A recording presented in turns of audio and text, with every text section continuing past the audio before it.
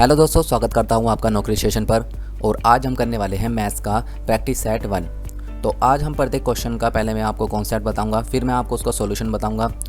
तो ये जो क्लास है ये हर एग्ज़ाम के लिए इंपॉर्टेंट है, जैसे कि एसएससी सीजीएल हुआ, सीएचएसएल हुआ, CPO, MTS, Delhi police, SSC GD. तो आप इस क्लास को पूरी तरीके से देखिएगा। तो चलिए शुरू करते हैं। शुरू करने से पहले अगर आपने अभी तक चैनल को सब्सक्राइब नहीं करा है तो आप पहले चैनल को सब्सक्राइब कर दीजिए और जो साइड में बेल का आइकन आ रहा है इसे भी प्रेस कर दीजिए ताकि आने वाली वीडियो का नोटिफिकेशन आपको सबसे पहले मिले।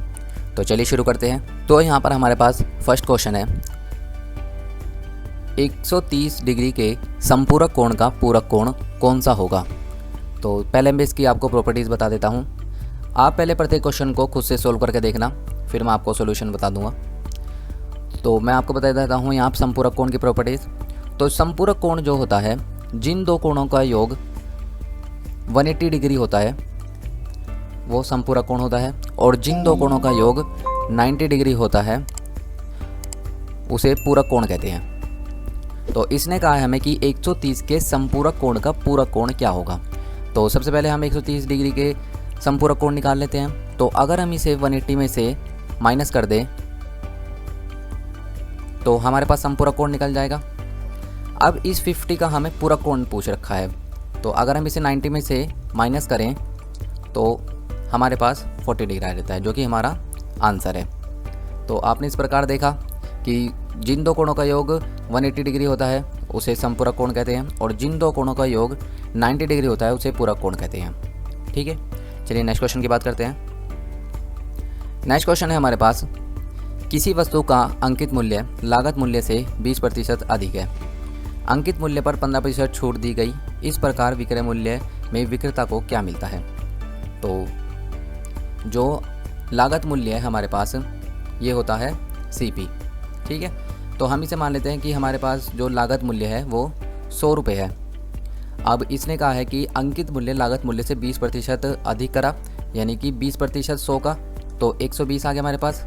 100 का 20% यानी कि 20, तो उस 20 को हमने 100 में जोड़ दिया तो हमारे पास जो अंकित मूल्य है यानी कि मार्क प्राइस है वो 120 आ गया। ठीक है, अब इसने कहा है कि अंकित मूल्य पर 15% की छूट दी जाती है। तो हम निकाल लेते हैं 15% की छूट। तो 120 पर 15% की छूट दी, तो यहाँ से इसे काट दिया, तो 5 दूनी 10, 5 तिया 15, यहाँ से 2 छिंग 12, 6 तिया 18। ठीक है, तो 120 में से 18 की छूट दी तो कितने आ गए हमारे पास, तो 102। तो इसने पूछा है कि इस तरह से विक्रय में विक्रेता को क्या मिलता है। तो उसका जो प्राइस था वो 100 रुपये था, अब उसने बेचा कितने में, 102 में, तो उसे कितने का लाभ हुआ, तो उसे 2 का लाभ हुआ। कितने पर, सीपी पर। लाभ हमेशा सीपी पर होता है, यानी कि लागत मूल्य पर। तो 2 का लाभ हुआ 100 पर। तो हमें परसेंटेज निकालना है, तो यहाँ से 100 कट गया, तो हमारे पास कितना आ गया, 2% का उसे लाभ हुआ है। तो यहाँ पर हमारे पास आंसर आ गया 2% का लाभ। चलिए नेक्स्ट क्वेश्चन की बात करते हैं। नेक्स्ट क्वेश्चन है हमारे पास, 10 मीटर लंबाई और 8 मीटर चौड़ाई वाले आयताकार भूखंड के चारों ओर और बाहर 6 मीटर एक चौड़ा पथ है। पथ का क्षेत्रफल कितना है। तो ये देखिए यहाँ पर इसने कहा है कि एक आयताकार मार्ग है, एक आयताकार भूखंड है। ठीक है, तो इसने इसकी लंबाई दे रखी है 10 मीटर। आयत में आमने सामने की भुजाएं बराबर होती हैं, तो अगर ये 10 है तो ये भी 10 होगा, और अगर ये 8 है तो ये भी 8 होगा। ठीक है, ये आपस में बराबर होते हैं आमने सामने की भुजाएं। ठीक है, इसने कहा है कि इसके बाहर 6 मीटर चौड़ा एक पथ है, तो इसके बाहर एक 6 मीटर चौड़ा पथ बना देते हैं। तो इस प्रकार से एक 6 मीटर चौड़ा पथ है, तो यहाँ से यहाँ तक की जो इसकी चौड़ाई है वो है 6 मीटर। यहाँ से यहाँ तक भी 6 मीटर ही होगी, यहाँ से यहाँ तक भी 6 मीटर है, और यहाँ से यहाँ तक भी हमारे पास 6 मीटर दे रखी है। ठीक है, तो अब इसने कहा है कि पथ का क्षेत्रफल ज्ञात करना है, यानी कि ये जो दे रखा है हमारे पास ऐसे, ये इसका हमें क्षेत्रफल ज्ञात करना है। तो आप एक चीज़ समझिए, अगर हम इस बड़े वाले आयत में से इस अंदर वाले आयत को घटा दें तो हमारे पास पथ का क्षेत्रफल आ जाएगा। तो बाहर वाले जो साइड है इसकी लंबाई और चौड़ाई निकाल लेते हैं हम। तो यहाँ से यहाँ तक कितनी है हमारे पास, 8 है। ठीक है, और ये कितनी है, ये 6 यहाँ से है और 6 मीटर यहाँ तक है। तो 6 और 6 12 और 8 20 मीटर, 20 मीटर इसकी चौड़ाई आ गई। लंबाई की बात करते हैं तो अंदर वाले आयत की जो लंबाई है वो 10 है और यहाँ से यहाँ तक 6 मीटर है पथ की लंबाई, और इधर भी 6 मीटर है। तो कितनी हो गई हमारे पास, 6 6 12 और 10 22 मीटर। ठीक है, तो अब हम जो बाहर वाला हमारे पास आयत है इसकी क्षेत्रफल निकाल लेते हैं। ऐसे लिख लेते हैं हम A1 का क्षेत्रफल। तो A1 का क्षेत्रफल बराबर जो आयत का क्षेत्रफल होता है ये होता है लंबाई गुना चौड़ाई, यानी कि 22 गुना 20 कितना आ गया, 22 दूनी 44, 440। इसी प्रकार से अंदर वाले का यानी कि A2 मान लेते हैं इसे। तो अंदर वाले का क्षेत्रफल किस प्रकार से निकलेगा हमारे पास, ये निकलेगा 10 गुना 8 यानी कि 80। अब हमें निकालना है पथ का क्षेत्रफल। तो यहाँ पर कर देता हूँ मैं। यहाँ पर आ गया हमारे पास पथ का क्षेत्रफल किस प्रकार से निकलेगा। तो बाहर वाले आयत में से अंदर वाले इसको घटा देंगे तो हमारे पास पथ का क्षेत्रफल आ जाएगा। तो 440 माइनस 80 माइनस करेंगे इसमें से तो कितना आ जाएगा हमारे पास, ये आ जाएगा हमारे पास 360। तो 360 है हमारे पास ऑप्शन में, ये रहा। तो 360 हमारा आंसर आ गया। ठीक है, चलिए नेक्स्ट क्वेश्चन की बात करते हैं। उम्मीद है आपको ये क्वेश्चन समझ आया होगा अच्छी तरीके से। चलिए नेक्स्ट क्वेश्चन की बात करते हैं। नेक्स्ट क्वेश्चन है हमारे पास, n सबसे बड़ी संख्या है जो प्रत्येक स्थिति में 2665, 3184 और 3703 को समान शेषफल के साथ विभाजित करती है। संख्या n में अंकों का योग क्या है। तो हमारे पास संख्या में अंकों का योग पूछ रखा है। तो अगर हम n निकाल दें तो हम उसके अंकों का योग पूछ रखा है हमारे से। ठीक है, तो इस क्वेश्चन को देखते हैं। तो हमारे पास 3 संख्याएं दे रखी है, 2665, एक है हमारे पास 3184 एंड एक दे रखी है हमारे पास 3703। ठीक है, तो इस प्रकार से इनकी सबसे बड़ी संख्या निकालने के लिए कि जो कि इसे विभाजित करें तो शेषफल समान आए, तो हम इसके लिए एक काम करते हैं कि इसमें से ये ऐसे मान लेते हैं हम A1, A2 और A3। ठीक है, तो अगर हम A2 में से A1 को घटाएंगे तो हमारे पास क्या आएगा, तो हम घटा के देखते हैं। तो यहाँ पे 14 में से 5 गए 9, यहाँ से 7 में से 6 गया 1 और 11 में 6 गए 5। ठीक है, अब A3 में से A2 घटाते हैं तो 13 में से 4 गए, क्योंकि हमने यहाँ से एक इधर ले लिया, तो 13 में 4 गए 9 और यहाँ पर आ गया हमारे पास 9 में से 8 गया 1 और 6 में से गया 5। तो हमारे पास संख्या आ गई 519। ये वही संख्या आई है जो कि इन्हें डिवाइड करने पर समान शेषफल देगी, और हमारे से इसी का ही योग पूछ रखा है। तो इसका योग निकाल लेते हैं। तो इसका योग किस प्रकार से निकलेगा, तो 5 + 1 + 9, तो कितना आ गया हमारे पास 15। हमारे पास ऑप्शन में 15 है, ये रहा। तो ये हमारा आंसर हो गया। उम्मीद है कि आपको कोई डाउट नहीं रहा होगा। चलिए नेक्स्ट क्वेश्चन की बात करते हैं। नेक्स्ट क्वेश्चन है हमारे पास, एक संख्या के 2 गुने में जब 15 जोड़ा जाता है तो 121 प्राप्त होता है। जब इस संख्या के अंकों को उलट दिया जाता है तो बनने वाली नई संख्या का 2 गुना मूल संख्या से a अधिक है, तो a का वर्ग ज्ञात करना है हमें। ठीक है, तो a का वर्ग पूछ रखा है हमारे से। तो चलिए देखते हैं इसे। ऐसी में स्थिति में हम इन्हें कहा है कि एक संख्या के 2 गुने में जब 15 जोड़ा जाता है, तो हम जैसे कि क्वेश्चन में लिखा है उसी हिसाब से हम क्वेश्चन को करते जाएंगे। तो हम एक संख्या मान लेते हैं x, हमने एक संख्या मान ली x अपनी तरफ से। ठीक है, अब इसने कहा है कि एक संख्या के 2 गुने को, तो एक संख्या का 2 गुना कितना 2x में जब 15 को जोड़ा जाता है, तो हमने इसमें 15 जोड़ दिया। तो जिस प्रकार से क्वेश्चन कह रहा है हम उसी प्रकार से करते जाएंगे। तो 121 प्राप्त होता है, तो कितना प्राप्त होता है 121। तो हम इसे सोल्व कर लेते हैं। तो 2x = इसमें से घटाएंगे तो कितना आएगा 106। तो x की वैल्यू आ गई हमारे पास 2 × 5 = 10, 2 × 3 = 6, यानी कि 53 हमारे पास x की वैल्यू आ गई। अब ये क्या कह रहा है, यहाँ पर देखिए, जब इस संख्या के अंकों को उलट दिया जाता है, तो हमने इस संख्या के अंकों को उलट दिया, यानी कि 5 3 का हमने 3 5 कर दिया तो बनने वाली नई संख्या का 2 गुना, तो बनने वाली नई संख्या हमारे पास ये है 35 का 2 गुना मूल संख्या a से a अधिक है। हाँ, नई संख्या का 2 गुना मूल संख्या से a अधिक है। तो यहाँ पर 53 में से अगर हम इसे घटाएंगे तो हमारे पास a प्राप्त होगा, क्योंकि ये जो है इससे a ज़्यादा है, तो हम इसमें से घटाएंगे तो हमें a प्राप्त हो जाएगा। तो 35 दूनी 70 माइनस 53 इक्वल टू a। तो a की वैल्यू हमारे पास क्या आ गई, तो यहाँ पर आ गया 7 और 1। ठीक है, तो ये आ गया हमारे पास a की वैल्यू। अब इसने क्या पूछा था कि तब a का वर्ग ज्ञात कीजिए, तो यहाँ पर निकाल लेते हैं हम a का वर्ग। तो हमारे पास a का वर्ग पूछ रखा है, यानी कि 17 का स्क्वायर कितना होगा 289। देखिए 289 ऑप्शन में क्या, ये रहा हमारे पास 289। तो उम्मीद है आपको ये क्वेश्चन समझ आया होगा अच्छी तरीके से। चलिए नेक्स्ट क्वेश्चन की बात करते हैं।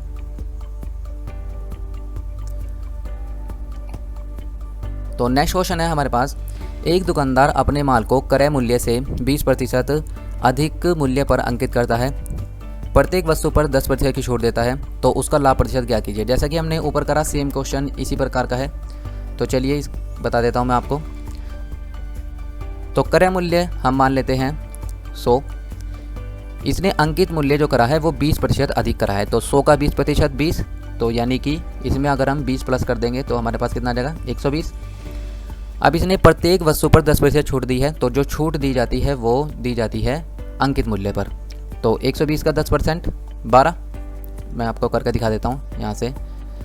तो इसमें से हम 12 घटाएंगे, कितना आएगा हमारे पास 108। अब उसकी कोई वस्तु जो उसका क्रय मूल्य था वो 100 रुपये था, और जो उसने वस्तु बेची है वो बेची है 108 रुपये में। तो कितने का लाभ हुआ उसे, 8 का लाभ हुआ। तो 8 का लाभ हुआ क्रय मूल्य पर, यानी कि 100 रुपये पर। तो 100 रुपये पर कितने का परसेंटेज निकालने के लिए, तो 8% का उसे प्रॉफिट हुआ। ठीक है, चलिए नेक्स्ट क्वेश्चन की बात करते हैं। नेक्स्ट क्वेश्चन देखते हैं। आप इस क्वेश्चन को पहले खुद ट्राई करिएगा, फिर मैं आपको सॉल्यूशन बता दूंगा। आप वीडियो को पॉज करिएगा, फिर इसे क्वेश्चन को खुद से ट्राई करिए। चलिए क्वेश्चन पढ़ते हैं। 5 घंटियाँ क्रम से 2, 4, 6, 8 और 12 मिनट के अंतराल पर बजती हैं। यदि सभी 5 घंटियाँ पूर्वाह 10 बजे एक साथ बजती है, तो पूर्वाह 10 बजे से दोपहर 12 बजे तक वे एक साथ कितनी बार बजेंगी। तो पहले मैं इसका आपको पहला मेथड बता देता हूँ, फिर मैं आपको इसका शॉर्ट मेथड बताऊँगा। तो पहले मैं आपको समझा देता हूँ। तो हम देख लेते हैं यहाँ कितने देखा हमें, 2, 4, 6, 8 और 12। तो हम इसका एलसीएम ले लेते हैं। तो एलसीएम किस प्रकार से लेते हैं कि यहाँ पर मैं आपको एलसीएम लेना सिखा देता हूँ। तो 2 गुना 1, यहाँ से 4 का कर देते हैं हम 2 गुना 2, 6 का 2 गुना 3, 8 का आ गया हमारे पास 2 गुना 2 गुना 2, और 12 का आ गया हमारे पास 2 गुना 2 गुना 3। ठीक है, 4 थे 12। तो जो सबसे बड़ी संख्या जो जितनी बार ज़्यादा बार आ रही है उसे हम ले लेते हैं। जैसे कि यहाँ पर 2 3 बार आ रहा है, तो हम यहाँ पर 2 3 बार ले लेंगे, 2 गुना 2 गुना 2। अब देखते हैं हम और कोई संख्या बचेगी, तो 3 बची हमारे पास, तो 3 और ले लेंगे हम। तो कितना आ गया हमारे पास, 2 दूनी 4, 4 दूनी 8, 8 तिया 24, तो 24 हमारे पास एलसीएम आ गया। ठीक है, तो ये जो प्रत्येक घंटी बज रही है ये 24 मिनट के अंतराल पर बज रही है। तो यहाँ पर मैं आपको बता देता हूँ। तो पहली घंटी कितने बजे बजी थी, 10 बजे। अगली घंटी कितने बजे बजेगी, 1 सेकेंड, इसे थोड़ा छोटा कर लेता हूँ।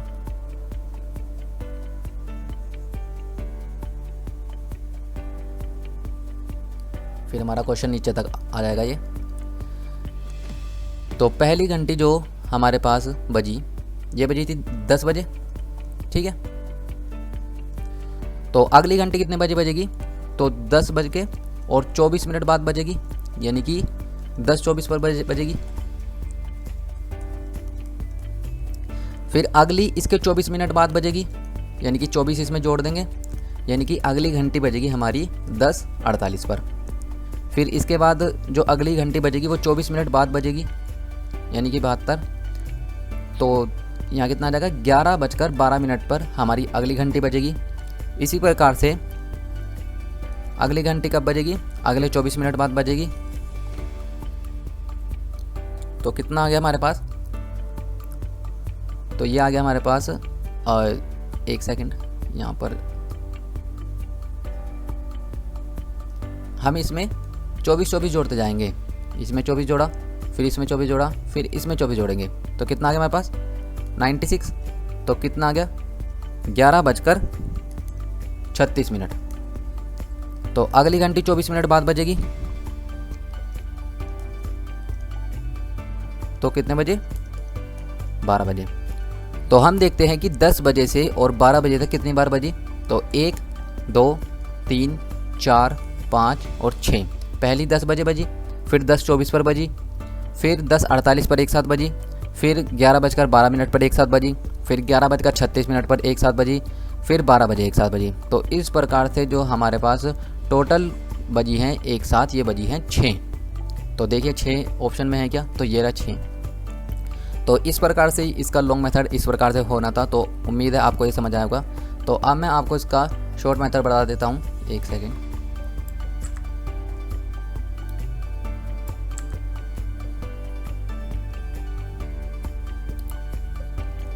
तो चलिए देखते हैं। तो इसने कहा है कि 10 बजे से 12 बजे तक कितनी बार घंटियाँ बजेंगी। तो ये हमारे पास सेकंड मेथड है इसका।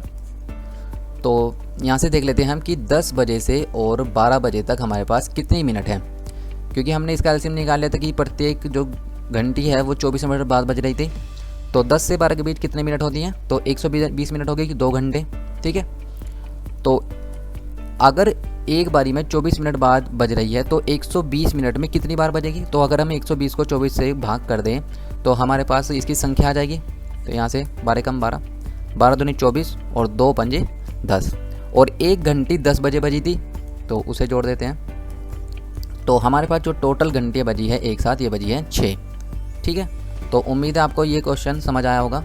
अगर आपको ये वीडियो पसंद आ रही है, क्वेश्चन पसंद आ रहे हैं, मेथड तरीका पसंद आ रहा है, तो आप इस वीडियो को जरूर लाइक करें, अपने दोस्तों के साथ भी शेयर करें, और ऐसे ही और कॉन्सेप्ट और क्वेश्चन देखने के लिए आप हमारे चैनल को जरूर सब्सक्राइब करें। तो चलिए नेक्स्ट क्वेश्चन की बात करते हैं। नेक्स्ट क्वेश्चन है हमारे पास, रिंकू, पुनीत और स्वीटी के पास 7:6:9 के अनुपात में गेंदें हैं। यदि स्वीटी रिंकू को 15 गेंदें देती है तो रिंकू, पुनीत और स्वीटी की गेंदों की संख्या का नया अनुपात जो है ये हो जाता है 5:3:3, ठीक है। तो रिंकू के पास प्रारंभिक गेंदों की संख्या ज्ञात कीजिए। तो हम देख लेते हैं। तो यहाँ पर रिंकू, पुनीत और स्वीटी के पास जो गेंदों की संख्या है ये है 7:6:9 के अनुपात में है, ठीक है। अब इसने कहा है कि स्वीटी रिंकू को 15 गेंदें देती है, यानी कि स्वीटी रिंकू को 15 गेंदें देती है। तो हम देख लेते हैं यहाँ पर। तो हम इसे मान लेते हैं कि ये x मान लेते हैं, 7x, 6x और 9x, क्योंकि रेशियो में है तो हम x मान सकते हैं। तो रिंकू के पास अब कितनी गेंदें हो जाएगी, तो रिंकू के पास 7x थी, अब इसके बाद 15 गेंदें आ गई हैं और जो कि स्वीटी ने दी है, और स्वीटी के पास कितनी थी, तो 9x थी, तो इसके पास 15 गेंदें कम हो गई हैं। तो अब जो इनका नया अनुपात है ये 5:3:3 हो गया है। तो ये रिंकू का कितना है 5 और स्वीटी का कितना है 3, तो 5/3 हो गया है। तो इसे सोल्व करते हैं। तो 7 × 21 plus 15 × 45 equal to 9 × 45 x minus 15 × 75, ठीक है। तो हम इसे सोल्व कर लेते हैं। तो जब हम इसे इधर लेके आएंगे तो यहाँ से आ जाएगा हमारे पास 45x minus 21x equal to, इसे इधर लेके जाएंगे 75 को, तो 45 प्लस 75, तो इसमें से घटाएंगे तो 5 में से गया 4 और यहाँ से 2 इक्वल टू, इसे जोड़ देंगे 5 और 5 10, हासिल को 1, 7 और 4 11 और 1 12। अब हम x बराबर देख लेते हैं, तो 120/24, ठीक है। तो इसे काट लेते हैं, 12 से काट लेते हैं, 12 कम 12, 12 दूनी 24 और 2 पंजे 10। तो हमारे पास x की वैल्यू क्या आ गई, x की वैल्यू आ गई हमारे पास 5। तो इसने पूछा है कि रिंकू के पास प्रारंभिक गेंदों की संख्या क्या थी। तो रिंकू के पास प्रारंभिक गेंदों की संख्या क्या थी, 7x। एक सेकंड आपको मैं अलग पेन से बता देता हूँ। तो रिंकू की संख्या थी हमारे पास गेंदों की संख्या 7x, तो रिंकू की संख्या, गेंदों की संख्या कितनी आ गई, तो यहाँ से आ गई 7 गुना 5 यानी कि 35, तो 35 है इसकी। तो देखिए 35 ऑप्शन में आ गया, ये रहा ऑप्शन में। तो इस प्रकार से ये क्वेश्चन निकला। अगर आपको ये कॉन्सेप्ट समझ आया हो तो आप मुझे कमेंट में ज़रूर बताना, और अगर नहीं समझ आया हो तो आप मुझे कमेंट में बताना, तो मैं आपको ये जो क्वेश्चन है ये दोबारा करा दूंगा, ठीक है।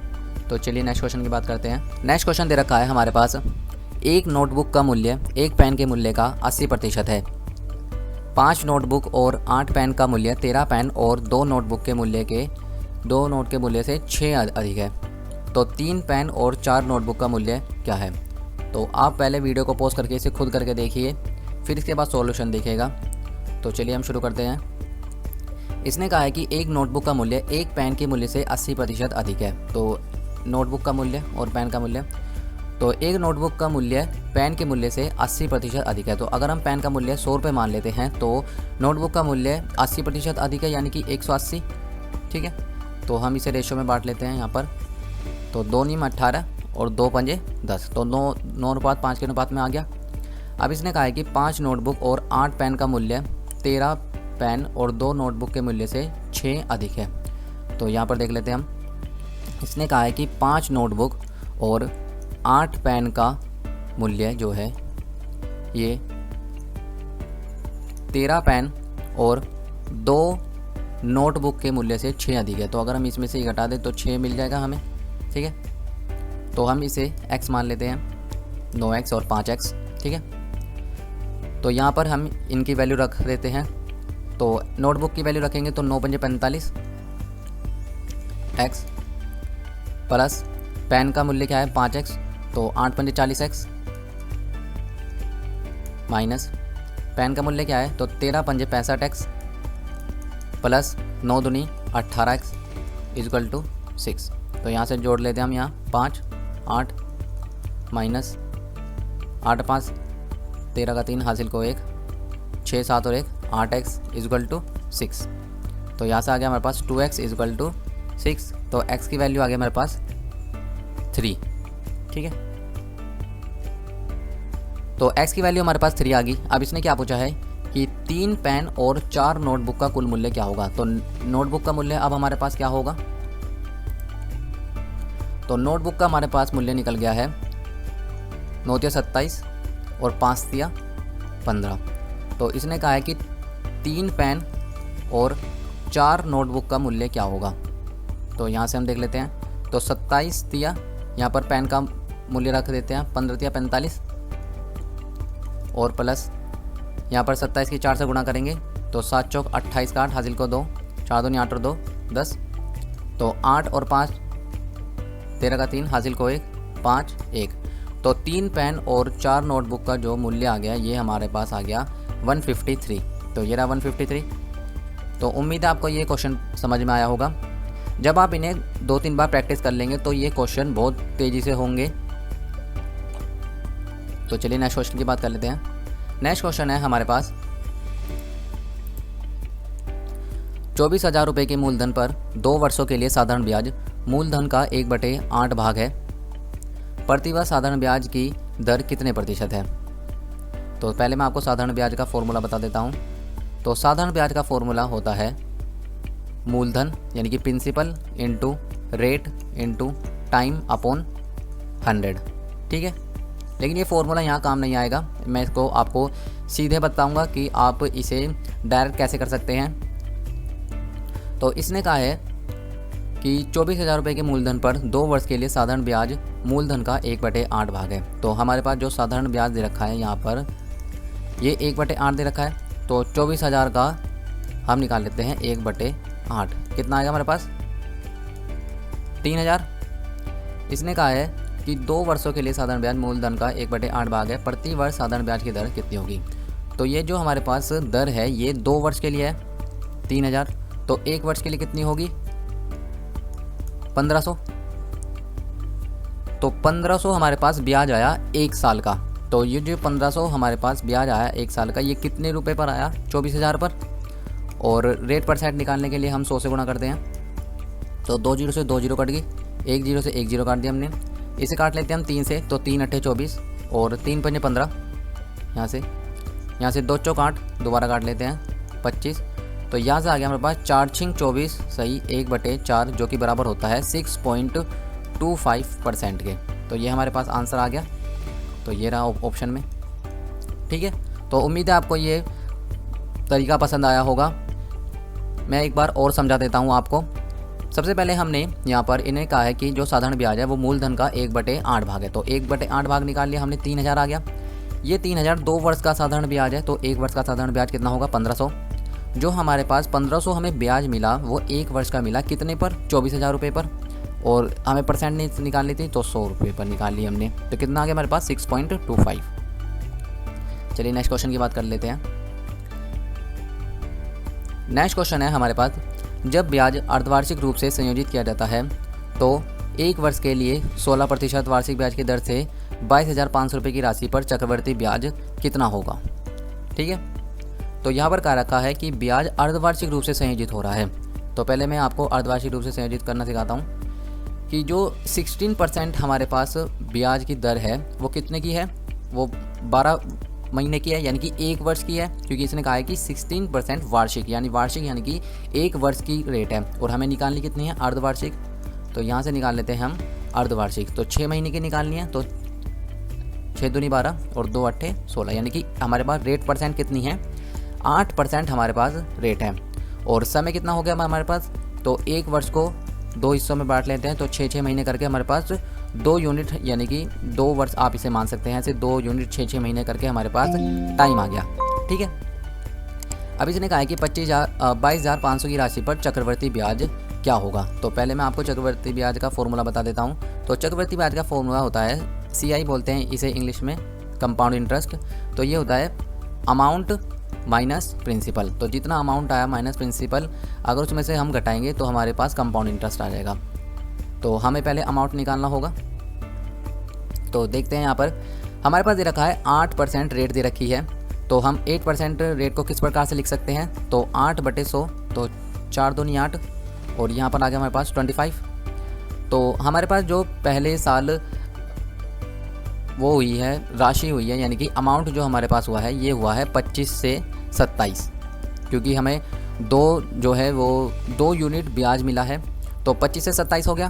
तो अगले साल फिर से हमारे पास 25 से 27 हो गया। ठीक है, तो इसकी गुणा कर लेते हैं हम यहाँ पर 25 625 और यहाँ पर आ गया हमारे पास 729। ठीक है, तो हमारे पास जो ये राशि है यानी कि जो हमारे पास प्रिंसिपल है ये 625 ना होकर कितना है 22,500। तो एक कितना आ जाएगा हमारे पास 625 से भाग कर देंगे। तो 25 625 और 25 निम्मा 225। ठीक है, यहाँ से इसे घटा देंगे तो यहाँ पर आ गया 25 या 75 और कितने बच गए हमारे पास, ये बच गए 25 या 75 और 15 यानी कि 25 छिक्का 150 36 आ गया। अब हमें निकालना है चक्रवर्ती ब्याज। तो ये हमारे पास प्रिंसिपल है, ठीक है, और ये हमारे पास अमाउंट है। और मैंने आपको अभी बताया था कि कंपाउंड इंटरेस्ट कैसे निकलता है। अगर हम अमाउंट में से प्रिंसिपल को घटा देते हैं तो हमारे पास ये कंपाउंड इंटरेस्ट निकल जाता है। तो इसमें से घटाएंगे तो कितना आ जाएगा, 9 में से 5 गए 4 और यहाँ पर आगे 0 और ये आगे 7 में 6 गया 1। तो जो हमारे पास यूनिट निकली थी 36। तो अगर हम इसकी 36 से गुणा कर दें तो हमारे पास आंसर आ जाएगा। तो कितना आएगा इसकी गुणा करके, तो आप इसकी गुणा करके देख लेना, यह आएगा 3744। ठीक है, जो कि हमारे पास ऑप्शन में है, ये आ गया इसका आंसर। तो उम्मीद है आपको ये क्वेश्चन समझ में आया होगा। अगर आपको ये क्वेश्चन नहीं आया हो तो आप वीडियो को दोबारा करके देख सकते हैं। तो चलिए नेक्स्ट क्वेश्चन की बात करते हैं। नेक्स्ट क्वेश्चन है हमारे पास 60 लीटर के एक मिश्रण में दूध और पानी का अनुपात 2:3 के अनुपात में है। अगर यह अनुपात 7:9 करना है तो मिलाई जाने वाली दूध की अतिरिक्त मात्रा क्या होगी। ठीक है, तो हमारे पास यहाँ पर मिल्क और वाटर का रेशियो दे रखा है 2:3। कितना करना है 7:9। तो यहाँ पर एक बात देखिए कि मिलाई जाने वाली दूध की अतिरिक्त मात्रा, यानी कि हमने मिलाया क्या है, यहाँ पर मिल्क मिलाया है, यानी कि वाटर सेम है तो हम वाटर को यहाँ पर सेम कर लेते हैं। तो अगर 3 से यहाँ पर गुणा करी तो हमें 3 से गुणा यहाँ पर करनी पड़ेगी। तो 3 3 9 और यहाँ से आ गया हमारे पास 3 दूनी 6, तो 6:9 के अनुपात में हो गया। तो हमारे पास वाटर सेम हो गया। मिल्क देखते हैं हम, तो मिल्क जो है वो 6 से 7 हो गया है। तो कितने यूनिट मिलाया है? 1 यूनिट मिलाया है। कितने मिलाया है? 9 वाटर था और 6 मिल्क था, यानी कि 9 6 15 यूनिट में। तो अमाउंट कितना है हमारे पास? 60 लीटर। तो 15 चौका 60। तो हमने कितने लीटर मिलाया है? 4 लीटर यहाँ पर हमने दूध को मिलाया है, जो कि हमारे पास आंसर में है। तो उम्मीद है आपको ये क्वेश्चन पसंद आया होगा और समझ में भी आया होगा। चलिए नेक्स्ट क्वेश्चन की बात करते हैं। नेक्स्ट क्वेश्चन है हमारे पास, ए और बी ने क्रमशः 23,000 रुपये और 56,000 रुपये के साथ साझेदारी में प्रवेश किया। 8 महीने बाद ए ने व्यवसाय छोड़ दिया। वर्ष के अंत में कुल लाभ 68,460 रुपये है। तो ए का अंश ज्ञात कीजिए। तो हम देख लेते हैं यहाँ पर कितने अमाउंट से इन्होंने व्यापार शुरू किया। तो ए और बी का जो अमाउंट है ये है 23,000 और बी का कितना है? 56,000। तो हम इनका रेशियो निकाल लेते हैं। 3 जीरो से 3 जीरो कट गई यहाँ पर। तो ए ने कितना महीने तक काम करा? ए ने करा 8 महीने तक काम, और बी ने लास्ट तक करा यानी कि वर्ष तक करा, यानी कि 12 महीने तक। तो हम यहाँ से निकाल लेते हैं। 8 से 24, हाथ को 2, 8 दूनी 16, 18, 184, यहाँ से 12 सिंह 72, 7 12 पंजे 60, 67। ठीक है। तो ये जो हमारे पास अंत में जो लाभ का रेशियो आया, ये आया 184:672। ठीक है। तो हम इन दोनों को जोड़ लेते हैं। तो यहाँ पर आ गया हमारे पास 4 और 2 6, 7 7 14 और 1 15 का 5 हासिल को 1, 6 7 और 1 8। तो इतना लाभ आया, लेकिन लाभ है कितना हमारे पास? 68,460। तो एक की वैल्यू कितनी आ गई? 8 5 6 से 856 से भाग कर देंगे। हमें वैल्यू किसकी निकालनी है? हमें ए का अंश निकालना है। तो ए का अंश कितना है हमारे पास? 184। तो हम इसे 184 से गुणा कर देंगे। तो जब आप इसे सोल्व करोगे तो आपके पास आएगा, ये आएगा 14715.7। तो मैंने इसे सोल्व कर रखा है, तो आप इसे ज़रूर सोल्व करना। तो ये रहा हमारे पास ऑप्शन में। तो उम्मीद है आपको ये क्वेश्चन समझ में आया होगा। तो चलिए नेक्स्ट क्वेश्चन की बात करते हैं। नेक्स्ट क्वेश्चन है हमारे पास x² - 3√2x + 1 = 2। तो हमें वैल्यू निकालनी है x³ + 1/x³। तो इसका पहले मैं आपको एक फ़ॉर्मूला बता देता हूँ। इसका एक फ़ॉर्मूला है कि अगर हमारे पास x + 1/x की वैल्यू दे रखी है n, तो हमारे पास x³ + 1/x³ का जो निकलेगा, ये निकलेगा n³ - 3n। ठीक है। तो ये इसका फॉर्मूला है। तो चलिए हम क्वेश्चन को देखते हैं। हमारे पास एक समीकरण दे रखी है किस प्रकार से, x² - 3√2x + 1 = 0। तो अगर हम इसे x से पूरी समीकरण को भाग कर दें तो हमारे पास क्या आएगा?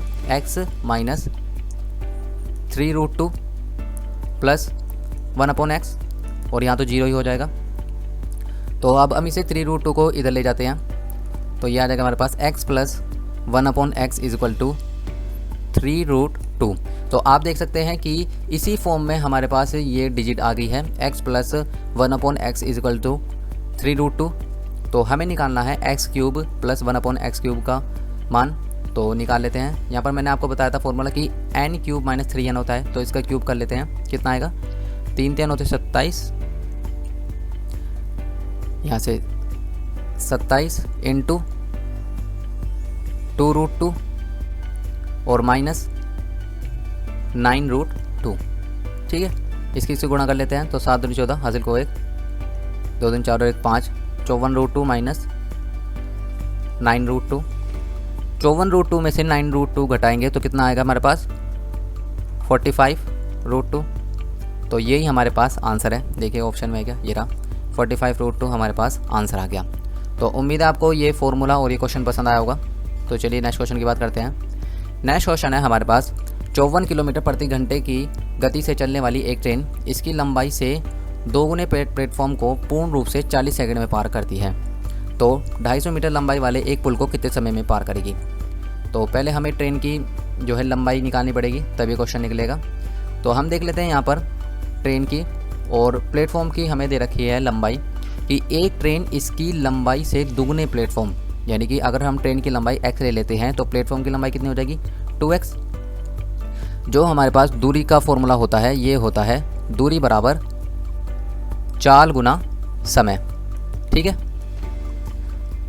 तो ट्रेन जो है प्लेटफॉर्म को पार करेगी, तो ट्रेन जब प्लेटफॉर्म को पार करेगी तो पहले वो प्लेटफॉर्म की दूरी पार करेगी और फिर अपनी जो उसकी लंबाई है उसे पार करेगी। तो इस प्रकार से जो टोटल दूरी ट्रेन को तय करनी है वो कितनी तय करनी है, 3x। तो दूरी आ गई हमारे पास, दूरी बराबर चाल कितनी है ट्रेन की, 54। ये किलोमीटर प्रति घंटे में है तो हम इसे मीटर प्रति सेकंड में बना लेते हैं, 5/18 से गुणा करके। मैं आपको बता देता हूँ कि जब हम मीटर पर सेकंड से किलोमीटर पर सेकंड बनाते हैं तो गुणा करते हैं 18/5 से। ठीक है, और जब हम किलोमीटर पर सेकंड से मीटर पर सेकंड बनाते हैं तो हम गुणा करते हैं 5/18 से। तो उम्मीद है आपको ये पसंद आया होगा, समझ में आया होगा। तो इसे यहाँ से हटा देता हूँ ताकि हमारा क्वेश्चन आ जाए यहाँ पर। तो इसे हमने मीटर पर सेकंड में बना लिया और समय कितना है, 40 सेकंड। ठीक है, तो यहाँ से इसे काट दिया, 18 तिया 54, 5 तिया 15 चौका 60 और इसे 3 को नीचे ले आए हम, तो 3 दूनी 6। तो जो हमारे पास ट्रेन की लंबाई आ गई ये आ गई 200 मीटर। ठीक है, क्योंकि हमारे पास जो ट्रेन था वो x के वैल्यू के बराबर थी और x की वैल्यू कितने के बराबर है, 200 मीटर के। ठीक है, अब इसने कहा है कि यह 250 मीटर की लंबाई वाले एक पुल को कितने समय में पार करेगी। तो कितने समय में पार करेगी, तो समय का फॉर्मूला कितना होगा, तो समय का फॉर्मूला होगा समय बराबर दूरी बटे चाल। तो दूरी कितनी आ गई हमारे पास, तो पहली ट्रेन की चाल 200 और इस वाली ट्रेन की चाल 250 बटे, इसने कहा है कि इसकी चाल कितनी है 54। तो आगे देख लेते हैं हम, कलर चेंज कर लेता हूँ मैं इसका। तो यहाँ पर आ गया हमारे पास 0, 5, 4 बटे 54। इसे हम मीटर पर सेकंड में कर लेते हैं, तो 5 गुना 18 से गुणा करते हैं। तो यहाँ पर आ गया 18 से 54 और 5 से 15 तिया 45। तो हमारे पास क्या आंसर आ गया, तो आ गया हमारे पास 30 सेकंड। तो कितने समय में पार करेगी, 30 सेकंड में। ठीक है, तो उम्मीद है आपको ये क्वेश्चन समझ आया होगा। चलिए नेक्स्ट क्वेश्चन की बात करते हैं। नेक्स्ट क्वेश्चन है हमारे पास, यदि समीकरणों के निकाय 2x + 3y = 5 और 4x + ky = 10 के अनंत हल हैं तो k का मान ज्ञात करना है। तो यहाँ देख लेते हैं हम क्या क्या समीकरण दे रखे में, 2x + 3y = 5 और सेकंड है हमारे पास 4x + ky = 10। तो हमें k का मान निकालना है, तो हम यहाँ पर x की वैल्यू समान कर लेते हैं। तो अगर हम इसे 2 से गुणा करेंगे तो x की वैल्यू समान हो जाएगी। तो देखते हैं हम, यहाँ से आ जाएगी 2 दूनी 4x + 3y = यहाँ पे भी 2 से गुणा, यहाँ भी 2 से गुणा, 5 दूनी 10। ये वाली समीकरण है हमारे पास 4x + ky = 10। तो इसमें से इसे घटा देते हैं, तो इससे ये कट गया। यहाँ पर आ गया हमारे पास, एक सेकेंड, यहाँ पर 6 आएगा, 3 दूनी 6, 6y। तो यहाँ पर आ गया हमारे पास 6y - ky = 0। अगर हम यहाँ से y को कॉमन ले लेते हैं तो अंदर बचेगा हमारे पास k - x = 0। जब हम y को इधर लेके जाएंगे तो ये 0 हो जाएगा। तो 6 - k = 0। तो यहाँ से -k की वैल्यू क्या आ गई, -6 और k की वैल्यू आ गई हमारे पास 6। यही हमारा आंसर है। तो ये रहा। तो चलिए नेक्स्ट क्वेश्चन की बात करते हैं। नेक्स्ट क्वेश्चन है हमारे पास, नल ए एक टंकी का 50% भाग 4 घंटे में भर सकता है और नल बी समान टंकी को 12 घंटे में भर सकती है। यदि दोनों नलों को एक साथ खोल दिया जाए तो खाली टंकी कितने समय में पूरी भर जाएगी। तो चलिए देखते हैं इस क्वेश्चन को। इसने कहा है कि ए एक टंकी का 50% 4 घंटे में भरता है, यानी कि ए जो है वो किसी टंकी का 50% यानी कि 1/2 भाग जो है वो 4 घंटे में भरता है। तो इसका पूरा भाग वो कितने घंटे में भरेगा, 8 घंटे में। तो ये आ गई हमारे पास ए की कैपेसिटी भरने की। ठीक है, तो यहाँ पर देख लेते हैं हम, ए किसी टैंक को 8 घंटे में भरता है, बी उसी टैंक को 12 घंटे में भरता है। तो हमने इसकी टोटल कैपेसिटी मान ली, इसका एलसीएम ले लिया 24, तो 8 दिया 24 और 12 दूनी 24, यानी कि ए जो है वो 3 यूनिट पानी पर आवर भर रहा है और बी जो है वो 2 यूनिट पानी पर आवर भर रहा है। ठीक है, इसने कहा है कि यदि हम दोनों नलों को एक साथ खोल दें तो खाली टंकी कितने समय में पूरी तरीके से भर जाएगी। तो पूरी टंकी कितनी कैपेसिटी है 24, अगर हम एक साथ खोल रहे हैं तो ये कितना भरेंगे 3 और 2 5। ठीक है, तो कितना आ गया हमारे पास यहाँ से, ये आ गया हमारे पास 5 चौक 20 और 4/5, इसे हम मिनट में कन्वर्ट कर लेते हैं। तो यहाँ से 60 से गुणा करेंगे तो 5 कम 5, 5 दूनी 10, तो 12 चौक 48। तो हमारे पास आ गया 4 घंटे और 48 मिनट। ठीक है, तो ये देखिए यहाँ पर होगा ऑप्शन में, ये रहा 4 घंटे 48 मिनट में ये पूरी भर जाएगी। तो उम्मीद है ये क्वेश्चन आपको समझ आया होगा। चलिए नेक्स्ट क्वेश्चन की बात कर लेते हैं। नेक्स्ट क्वेश्चन है हमारे पास, त्रिभुज ABC का लंब केंद्र O है, यदि कोण BOC 100 डिग्री है तो BAC का मान ज्ञात करना है। तो एक हमारे पास ऐसे त्रिभुज दे रखा है और इसका लंब केंद्र O दे रखा है। तो इसका लंब केंद्र कैसे निकलता है, तो अगर हम तीनों भुजाओं से, जो तीनों कोण हैं उनसे भुजाओं पर लंब डाल दें तो हमारे पास लंब केंद्र निकल जाएगा। यहाँ पर मैं एक लंब केंद्र मान लेता हूँ, यहाँ पर होगा। तो ये कितना दे रखा है हमें O, एक त्रिभुज दे रखा है हमें ABC। लंब केंद्र का फॉर्मूला बता देता हूँ मैं आपको। जो लंब केंद्र का फॉर्मूला होता है यानी कि कोण BOC ये बराबर होता है 180 माइनस कोण A के। ठीक है, ये कोण A है और ये कोण BOC है। तो अब हम देख लेते हैं। तो BOC का मान दे रखा है हमें 100, तो यानी कि BOC का मान हमें 100 दे रखा है, इक्वल टू 180 माइनस हमें BAC निकालना है, यानी कि कोण A ही हमें निकालना है। तो कोण A किस प्रकार से निकलेगा, तो कोण A इधर ले जाते हैं और इसे 100 को इधर ले आते हैं, तो 180 माइनस 100, तो हमारे पास कितना आ गया 80 डिग्री। तो यही हमारा आंसर है, ये रहा। ठीक है, तो ये वाला फॉर्मूला आप याद रखिएगा, ये काफ़ी इंपॉर्टेंट है, काफ़ी क्वेश्चन आते हैं इससे लंब केंद्र से। चलिए नेक्स्ट क्वेश्चन की बात करते हैं। नेक्स्ट क्वेश्चन है हमारे पास, 25 सेंटीमीटर त्रिज्या वाले एक वृत्त की एक जीवा 48 सेंटीमीटर लंबी है। वृत्त के केंद्र से जीवा पर खींचे गए लंब की लंबाई कितनी है। ठीक है, तो देख लेते हैं हम।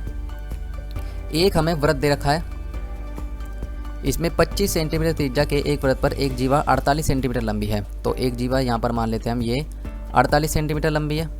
ठीक है, ये हमारे पास केंद्र आ गया और इसकी त्रिज्या कितनी दे रखी है हमें, त्रिज्या दे रखी है 25। ठीक है, इसने कहा है कि वृत्त के केंद्र से और जीवा पर खींचे गए लंब की लंबाई ज्ञात करनी है। तो ये ज्ञात करना है हमें। तो जब हमने इसे लंब काटा तो ये 2 बराबर भागों में बराबर होगा, तो ये पर 24 और ये भी 24। तो आपने एक ट्रिपलेट पढ़ा होगा 7, 24, 25। तो यहाँ पर 7, 24, 25, तो ये h कितने के बराबर आ जाएगी 7 के। वैसे आप इसे वैसे भी निकाल सकते हैं गुणा भाग करके, तो आप इसे गुणा भाग करके ज़रूर निकालिएगा। आप पहले 25 का मैं आपको बता देता हूँ कि ये हमारे पास पाइथागोरस पर में है। तो यहाँ से आगे हमारे पास 25 का स्क्वायर, 25 का स्क्वायर माइनस 24 का स्क्वायर। तो आप इसे ज़रूर सॉल्व करेगा तो आपकी वैल्यू यही आएगी। ठीक है, अगर आपको ट्रिपलेट से रिलेटेड एक वीडियो चाहिए कि इंपॉर्टेंट जो ट्रिपलेट है जो हर बार पेपर में आते हैं, तो आप मुझे नीचे कमेंट बॉक्स में जरूर बताना, मैं एक ट्रिपलेट से रिलेटेड वीडियो आपके लिए सेपरेटली बना दूंगा। तो चलिए नेक्स्ट क्वेश्चन देखते हैं। नेक्स्ट क्वेश्चन है हमारे पास, 1048, 1023, 1042, 1067 इक्वल टू 10a + 30। तो इसकी एक प्रॉपर्टी है, ये मैं आपको बता देता हूँ कि यदि 10a × 10b, अगर यहाँ पर a + b का मान 90 डिग्री है तो 10a × 10b = 1। ठीक है, अगर हमारे पास यहाँ पर a और b की जो जोड़कर वैल्यू आ रही है ये 90 आ रही है, तो 10a × 10b का जो मान होगा वो 1 के बराबर होता है। तो अब यहाँ पर देख लेते हैं, यहाँ दे रखा है हमें 1048 × 1023, 1042, 1067 इक्वल टू 10 a प्लस 30। तो यहाँ पर आप देख सकते हैं कि किस किस के बन रहे हैं। यहाँ 48 और 42 कितना बनेगा 90। तो यहाँ पर 10a और 10b का मान हमारे पास कितना हो गया 90 के बराबर आ गया a प्लस b। तो 10 इंटू 10b का मान कितना आ गया हमारे पास 1। इसी प्रकार से यहाँ पे से बन रहा है 23 और 67, इसका मान भी 1 आ गया is equal to 10 a plus 30। तो यहाँ पर एक ही आ गया। तो a किसकी वैल्यू होती है, ये होती है 10 45 की। ठीक है, आगे दे रखा है मैं 10 a प्लस 30। तो 10 से 10 कट गया, तो हमारे पास a plus 30 is equal to 45 आ गया। तो यहाँ से a की वैल्यू क्या आई है, तो यहाँ पर देख लेते हैं हम। यहाँ पर तो यहाँ से a की वैल्यू निकल गई हमारे पास 45 माइनस 30 इज इक्वल टू 15। तो ये रहा हमारे पास 15। तो ये रहा हमारा आज का आंसर। तो उम्मीद है आपको ये पसंद आया होगा सॉल्यूशन। तो दोस्तों ये थे हमारे आज के इम्पोर्टेंट क्वेश्चन। उम्मीद है आपको ये क्वेश्चन पसंद आए होंगे और इनके करने का तरीका भी आपको काफ़ी पसंद आया होगा। तो अगर आपको ये वीडियो पसंद आई हो तो आप इसे ज़रूर लाइक करें, अपने दोस्तों के साथ शेयर करें और ऐसे ही क्वेश्चन के साथ सीखने के लिए आप मेरे साथ बने रहिए। मेरे चैनल को जरूर सब्सक्राइब करें। दोस्तों आप हमें इंस्टाग्राम पर भी फॉलो कर सकते हैं। आप इंस्टाग्राम पर सर्च करेंगे नौकरी स्टेशन, तो आपको वहाँ पर हमारा पेज दिखाई देगा। वहाँ पर आपको गवर्नमेंट जॉब से रिलेटेड इन्फॉर्मेशन मिलती है। तो मिलते हैं नेक्स्ट टॉपिक के साथ नेक्स्ट वीडियो में।